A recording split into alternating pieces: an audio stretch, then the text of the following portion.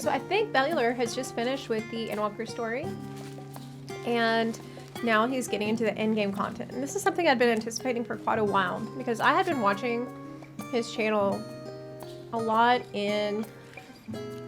I think I was watching well, I've always watched a lot of his content, but I was watching a lot of it during BFA, when I was really trying to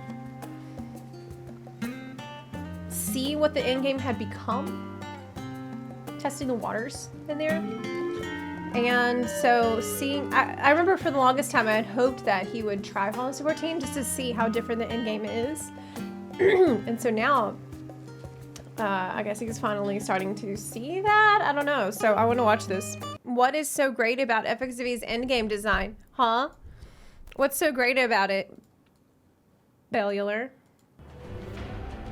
Reaching endgame in a new MMO can be a confusing experience, and we're going to try to solve that today. Okay. It's been over a month since Endwalker launched. The MSQ is wow, like his hair looks great in this video. I just want to get that out of the way first. Endwalker launched. The MSQ is done and dusted. All the content of the initial launch is unlocked. And the next big thing on the horizon is patch 6.1. So what are people doing now? What is Endgame? Wait, does that mean that he's finished the main story? Did he finish it? I mean, the answer kind of is whatever they want. But you might be thinking, seriously, what does the endgame of FF14 look like now that the game is out and it's thriving? It's orange. That's all I know. Of course, I'm aware many of us are coming from World of Warcraft, So and in orange. terms of that game, we usually talk about Endgame as being the content currently available to you that is designed for you to do right now, and that ultimately means whatever system of dailies, weeklies, and the patch dungeons, raids, and that. Man, this is such a creepy boss. It just cracks me up. I don't know why. It's so creepy. They really love that animation. You know if you did the Reaper. Okay, that's all of it. I was kidding. Mutations. It's what we generally expect. A sort of world where older content is relevant for cosmetics, but that's about it. In FF, it's different. And speaking of cosmetics, by the way, do you want this really kick-ass Griffin pin? Well, you can get it over on our Patreon. Okay. Yes. If you're subbed there through the end of this month, you will get the January loot, which means you're getting art. You're getting really nice art. We've totally revamped things for this year. And of course, the Griffin pin, which is a part of the 2022 pin set that the direction of I just love.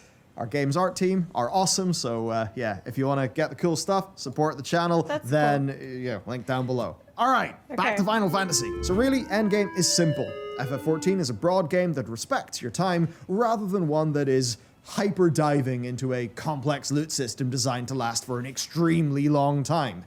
The bad luck protection in this game is just awesome. Yes. Chores are also not much of a thing. So let's run through how FF14 is played and the fun things that you can get up to. Okay. Raiding, then. Okay, so right now, there's effectively 6 relevant fights in the game, at least for the endgame gearing part. There are the 2 extreme trials and the 4 pandemonium bosses. So, for players who seek a challenge and progression, Pandemonium Savage is really the real meat of the gameplay. It's where you're going to get the best gear in the game, and most importantly, it's where you'll be mastering the really cool fights. The best way to do this is, of course, with a static. With 7 other people. A static, by the way, is just the term that people in FF use to refer to like a fixed rating team. Now, the Party Finder is also a pretty damn good option in this game, and actually, many people in FF love to go in blind to experience the fights new, unlike in a lot of other MMOs. Honestly, for me, the raid is that is my main draw to the game. That has always been my main draw in an MMO. That is my main draw in Endgame. That I'm always focusing on what is the hardest fights. How quickly can I get these fights done? I say that I'm laughing because like I'm gonna be stuck on P3S for the rest of the expansion. I can't say that with a straight face. I cannot say it. Look, the problem is, I just can't see any color besides orange now. Loot and lockouts then are quite traditional for Savage. Savage gives you 1 roll per week per boss. It drops coffers, and that does mean there's always going to be something for you to roll on. It also drops Mythos, which is the backup currency that can be used to buy gear What's or to mythos? upgrade your tomestone gear. And Buy gear, upgrade it. for an idea of speed here, the absolute worst case Oh, is that like a book, right? 8 weeks of full clears to fully gear a static. And that's, it's a flat 8 weeks for everyone to get the mount. 4 Just knowing bosses that's awesome. every week. So generally, for 8 a full weeks. set of item level 600 gear is a clear and attainable goal. Brilliant! Now do watch out for the lockouts, they're pretty old school. So if you join a P3S group, that's the third boss of Pandemonium Savage, then you'll be locked out of P1S and P2S entirely. And if even just one member of your party has already cleared what about that the boss P and the that S? week, 1 loot chest will drop instead of 2. And if 5 or more have cleared it, no loot. So Because it's a bit more P3S traditional. is the P and the S for me right now. It does mean no loot carries though, which is probably a good thing. Now this raid will get a wing of 4 bosses in patch 6.2 and patch 6.4, assuming past trends hold. And if you're curious, Bwin 4L's graphs indicate that about 16 to 20% of Japanese wonder if players he- cleared Shadowbringers, I wonder if he's going to talk about Ultimate. assuming past trends hold. And if you're I curious, can't wait to see what he says about Ultimate when, like, you don't actually get, like, a stat increase for doing the hardest content. Bwin 4L's graphs indicate that about Okay, what's this 16 graph? to 20% of Japanese players cleared Shadowbringer's final, Savage fight, and that number is about 8% for EU and NA. Wait, now, apart from what? Savage, Wait.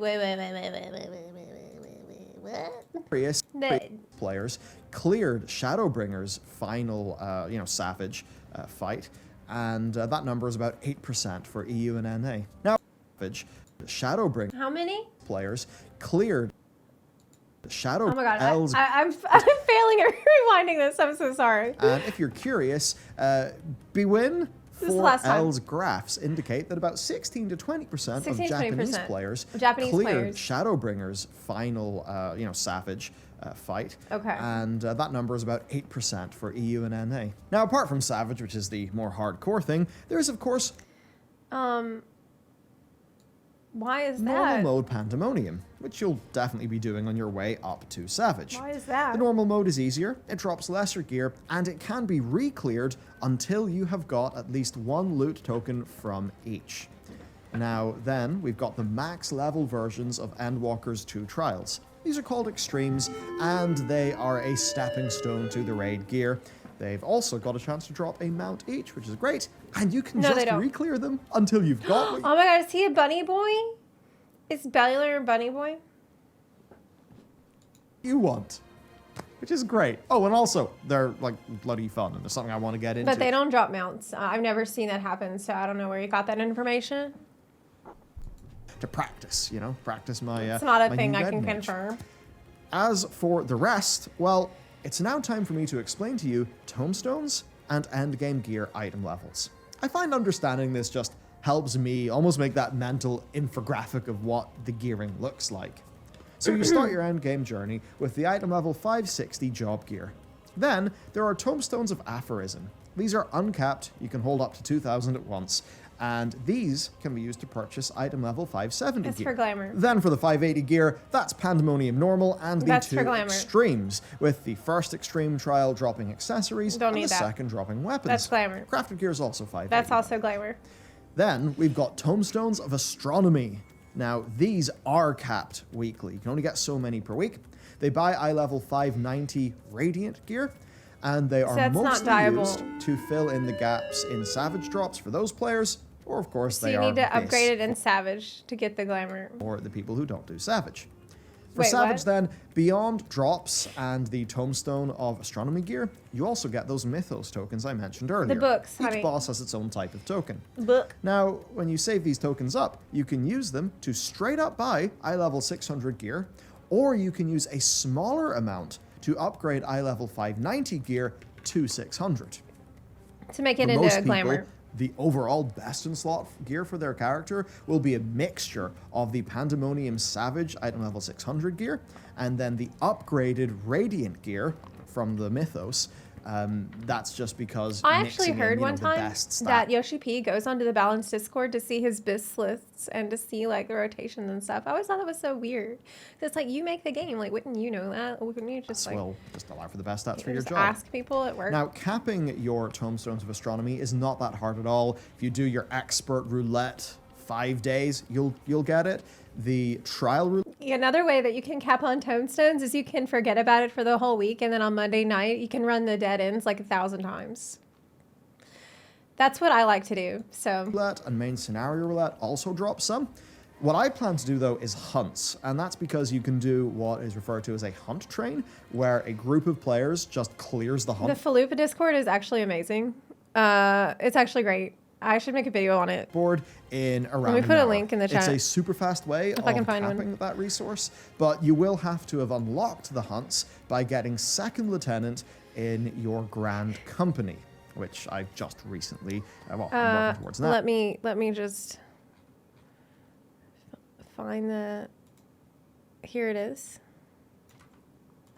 That's for the Falup. The Falup is great because the Falup is going to tell you when chi is up.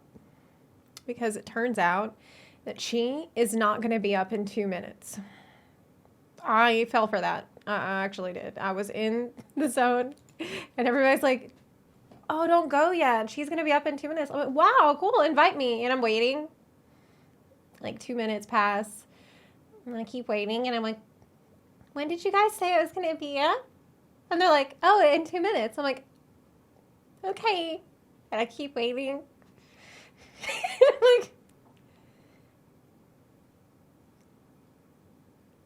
it's not. It's been 2 minutes, though.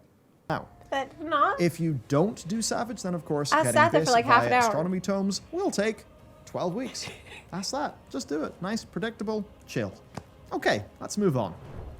But it really will be up in 2 minutes. That's what I've heard. FF14's economic gameplay is really big and really deep. Crafters and gatherers have their own currency to worry about, Really called big. scripts, And it goes which deep. they get from gathering specific collectibles from Endwalker's zones. They can then turn I those actually scripts love in gathering. It's for so much some fun. decent leveling gear, materia, and materials. But just like how the best battle gear comes from, well, battle, the best crafting and gathering gear comes from doing just that. And it's so cool that this game has got sets of gear for, for those professions. Do you crafting? The path to Bellulars, Endgame do you like for crafting? crafters is to level up, then to make or buy themselves a full set of arcane gear, 2 if they're also gatherers, plus an array of tools. Then, for their absolute bis, they need to either earn or buy the materia to get it all pentamelded. Now, the process of pentamelding is not really a complex thing, but it is an expensive thing. Yeah. Basically, you can put materia on certain gear when it's out of slots, up to 5 in total. When you're overmelding, there is a progressively lower chance that the materia will stick. Now, if it fails, it shatters. So, if your bit of gear has got 1 guaranteed slot, then bam, you put a materia in that. Job's good. You put a materia. But then, if you want a second one on it, If you the want more. success chance starts at 17%, then drops to 10%, then 7, then 5 for each extra bit. And that means across the average, you'll lose 5 materia, then 9 materia, then 14, then 19. Hey, how did he change the appearance of the windows to like look so minimalistic and cool? Because it's like this black window that's really neat. Is that a G-shade? Is that a G-shade thing? Anyway, do y'all understand pentamelding? Does it make sense? To fully meld one of these bits of gear.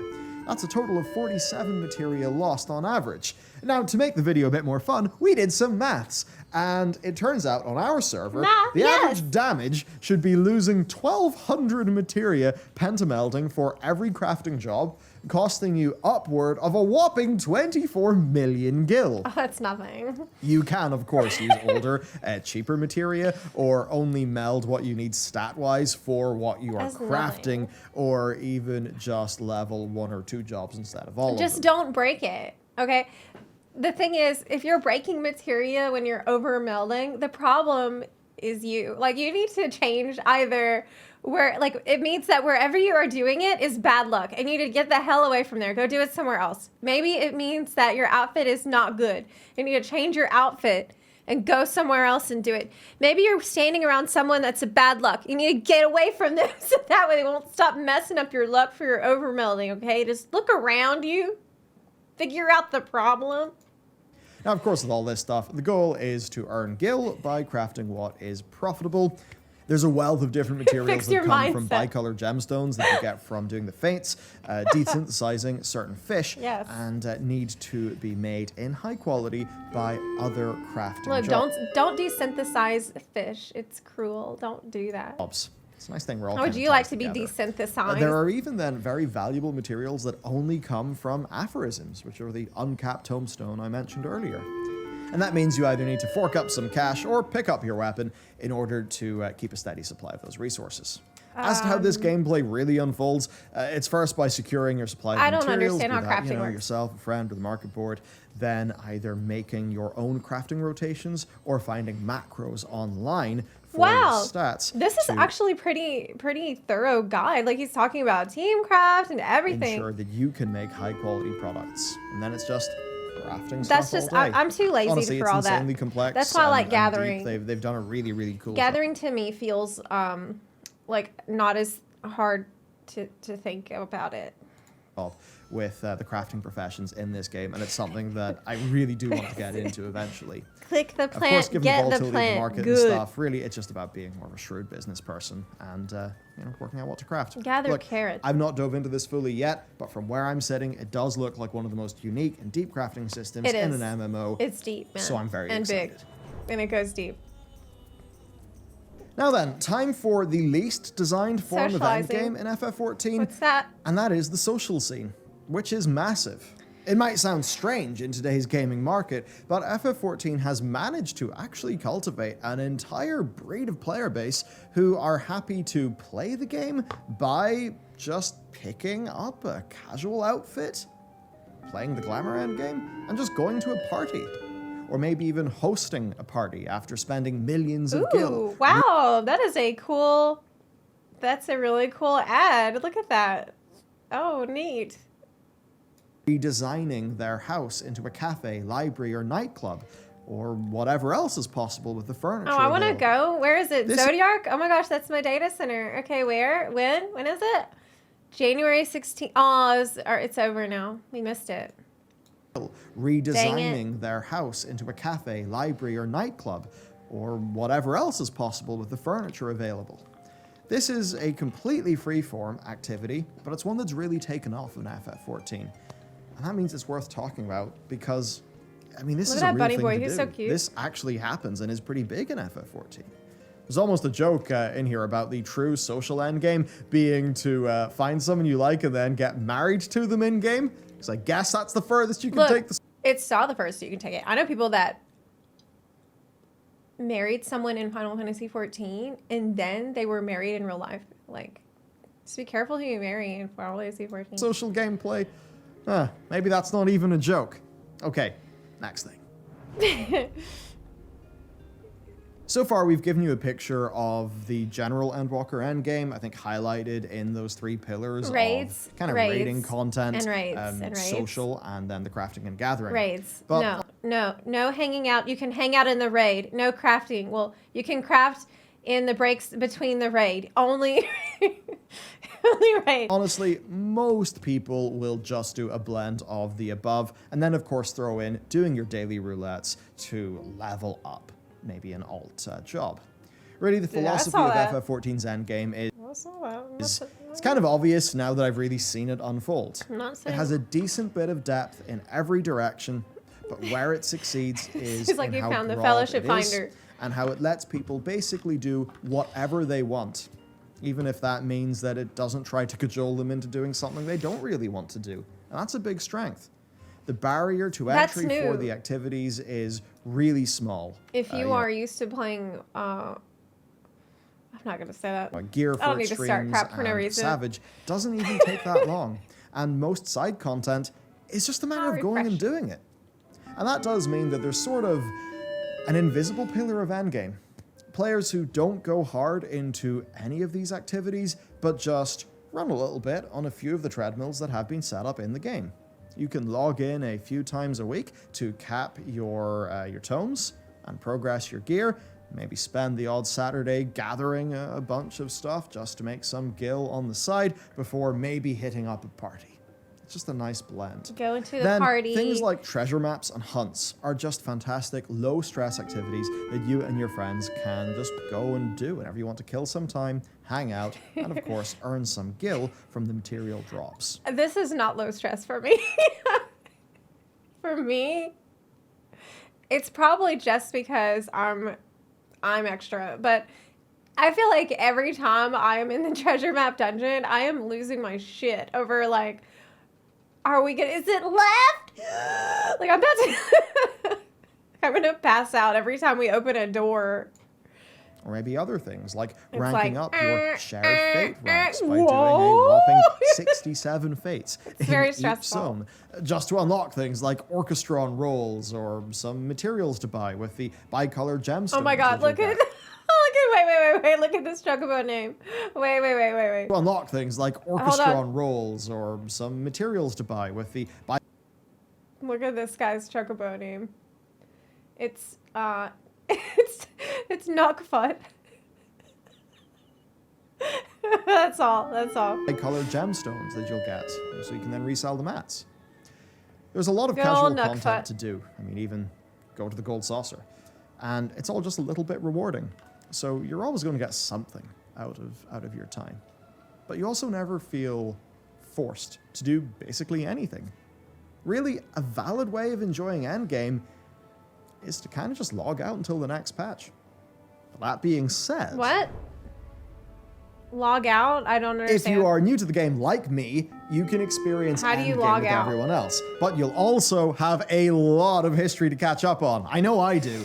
Endwalker being the hot new expansion has in no way diminished the previous 4 expansions worth What is of he talking content. about, log out? Which means I literally have a decade of content to catch up on and all at my own pace. Raids, Oh my god, trials, he hasn't... alliance raids. What about Ultimate? Hildebrand, He hasn't of mentioned course, Ultimate yet. Eureka, Baja, Job Ultimate. Quest, Ultimate. I don't think he's gonna do it. crafting, gathering, He lists Sky Pirates twice. What happened to them? and the 3 ultimates that really do seem like their own mountains to climb someday. It's just so cool. And the great thing is Oh, man, that he said it. none of this stuff feels outdated when you're doing it. I really I thought love he that. wouldn't. He got I mean, me, for a he got start, me. they've got great stories attached, Okay, he and got that's me. just timeless. It's like, The and other Ultimate. part is that they still just feel, well, they feel relevant as gameplay. There we go. Sometimes through maybe doing a minimum item level run, but sometimes through just the regular syncing. I'm told, of course, that they do feel a bit different to their original release, obviously because of potency creep, some redesigns and stuff, but the content basically all does hold up excellently. Then, of course, there's all the other things I could do, like getting relic weapons, or maybe trying to get the Necromancer title from Palace of How the is Dead. that, by the way? How is it trying to do Delubrum right now? I mean, hell, even Heaven on High, I believe according to the wiki, it actually drops tomestones as well. So Heckin' I on guess high. the takeaway here is that Endgame and FF14 can be described as the content intended for players to do when they have finished MSQ. And Well, yeah. basically, that's almost everything they've put into the game since 2013, if you're a newer player, especially because they've done a great job of keeping it relevant. So True. what a great position to be in. There Yeah. is so much. I just feel the end game of this unfurling in front of me, and that's even before patch 6.1 comes in. It gives me the new crystal PvP system, and Oh my God. of course, the Island Sanctuary. Look, patch 6.1 is going to be massive. There is so much stuff in this patch. It's probably the biggest odd-numbered patch we ever got. We've got the PvP. We've got the new raid, Alliance raid. We got the Dragon Song Ultimate. We got Island Sanctuary. It's going to be packed. What a time. What a Packed time to be playing up. MMOs. So, look, if you're like me and you're a newer player, Packed I up. hope this video just helped you get a few things straight in your head so you can understand what's actually up. This whole video process really helped me understand, and I mean, really, the whole point's been to help you understand. I hope you found it useful. Wow. Of course, if you would like to support the work that we me do, put the a link in videos the that chat. we make, and also get some cool loot, well, you can check out the Patreon. He does look so really, happy. I mean, in my head, it's like the pins are like a part of the headline thing. I love a physical item. Oh my God, he For does. art, our I team has love it. revamped how we're approaching the art this year, and I just love what they're coming out with. And yeah, the sort of the class cards, I'm really liking those. Okay, so if you like So, this video, yeah. give it a like. I'm doing Art, it. it's cool. It's made by the team that's making our game, so you can check all that out. All right. Thank you for watching. how happy Have he a is. wonderful It day. just warms my Enjoy heart so FF14, much. and I'll see you next time. Okay. This is something I have enjoyed so much about watching people who used to cover WoW a lot.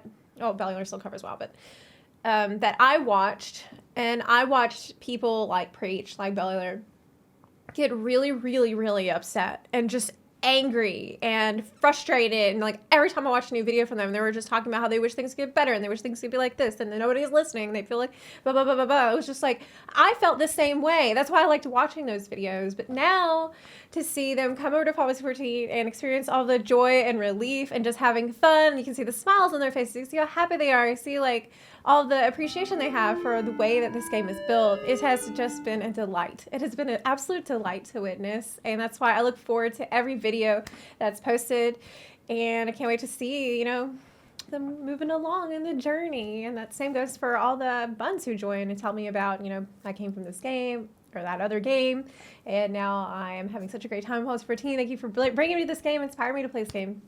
So anyway, it was really actually quite informative video. It was a very surprisingly very thorough video about all the different aspects of Endgame. It was excellent.